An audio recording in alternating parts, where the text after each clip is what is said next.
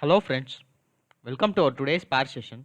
In our today's session, we are going to see a scenario based question which I asked in my FB page. If you haven't joined my FB page, I will give the link in the description. Please go ahead and join. And the question that I asked is, we have a two files. Say we read the files and we have a data frame of two files. One will be a master data frame and one will be a daily data frame. And the output that we are requiring is like we need to find what all the common records that is available between file 1 and file 2, which will be our output df1.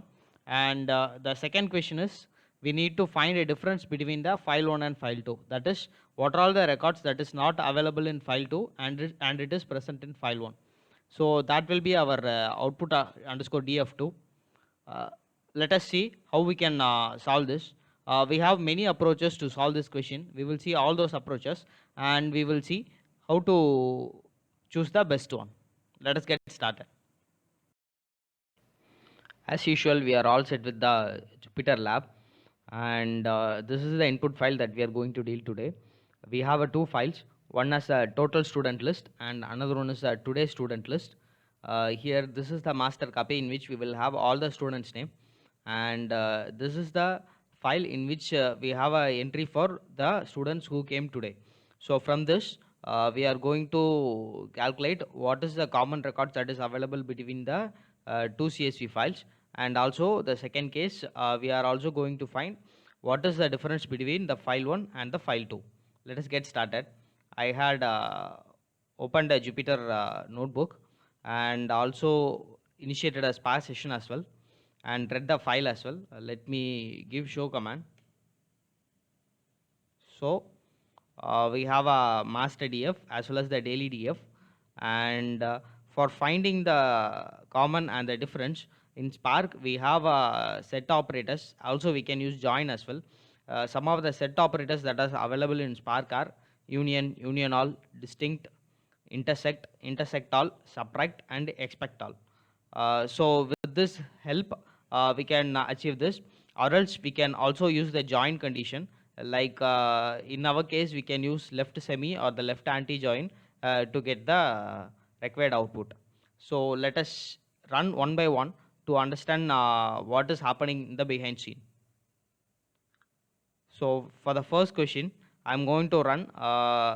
The first question is nothing but we need to find a common records between the two data frames. So for that, I am giving an intersect command, df1 dot intersect df2. So it returns the number of records that is common between both the data frames. I hope you know the difference between intersect and intersect all. It is same as the union and union all. If there is any duplicates, that will also be accounted in the intersect all. So both returns the same result. And the third option is I am using the left semi. Left semi is nothing but what all the records that is common in the left side of the table, it will return all those records. So in our case, it is same like the previous one. It is having 1 2 3 4 5 6, and here also 1 2 3 4 5 6 records.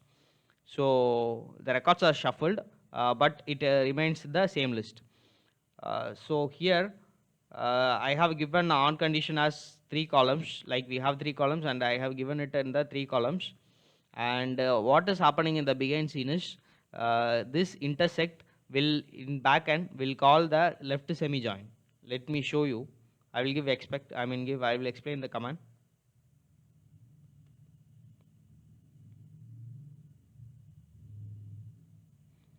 Intersect all is also same. So for now I am not going to do anything. I am going to explain both intersect and the left semi join. So here in left semi join you can find it is reading the file. Sorry.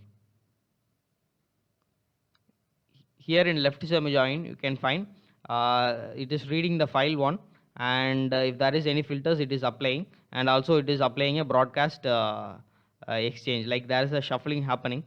And in our file 2 as well the same thing is happening, and both are merged through the left semi join. So by this way it is joined. And let us quickly move on to the intersect and see what is happening now. In intersect as well, you can find it is reading the file and it is having the broadcast exchange join, I mean like shuffling, and also it is reading the file. And here you can find something like function,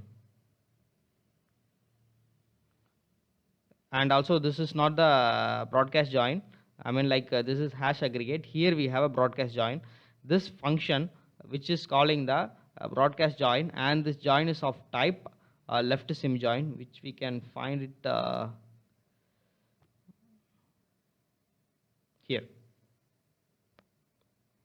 So this function which is intact, it is calling the left semi join inside it to get the required output. So this is for the first question. Let us move on to the second question. For second question as well, we are having three operations, like we can get the output through subtract, like df1 subtract df2, or else we can use df1 expect all df2. I mean here in Python we don't have a expect command, we have expect all only. And the logic is same, like subtract will give us the unique records, while expect all might include the duplicates as well. And we are using join as well. In join we are using a left anti-join, and the left anti-join's purpose is to find the difference between the data frames. So let us run and check what is the output that we are getting.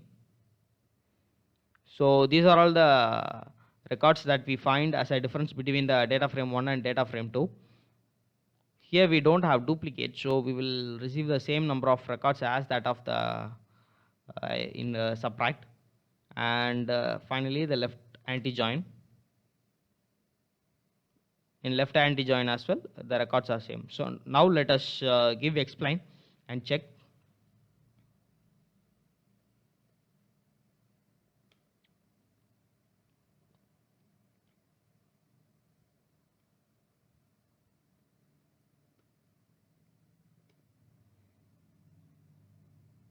Here also you can find we are reading the file, and we are having a shuffling phase, and then we are making a broadcast hash join. And for the subtract,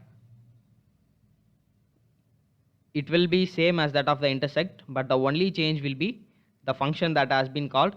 There it is a left semi, here it is a left anti. And here in your mind you might have a question, which one to use when, when to use the intersect and when to use the subtract, and when to use the left semi or the left anti joins. And for that you can find, like in subtract you should have the number of columns to be same in both the data frames. If there is any increase or the decrease in number of columns, like if there is a mismatch between the column numbers, then the subtract or intersect will not work. Like it is same as that of union, like while we are merging we had seen, like if the number of columns in the data frame is not matching, then it will obviously throw error. Here it is also the same case, like if you are performing any intersect or the subtract operation, then both the data frame should have the same number of columns. Let me show you that with the example. Here I will quickly add a column. Say for example I am giving it as add, I am giving it as an empty column itself.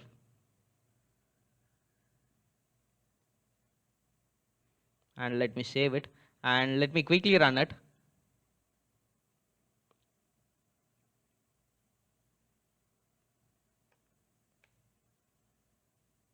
So here you can find the schema is not matching, and now if you run the intersect, it will obviously throw the error stating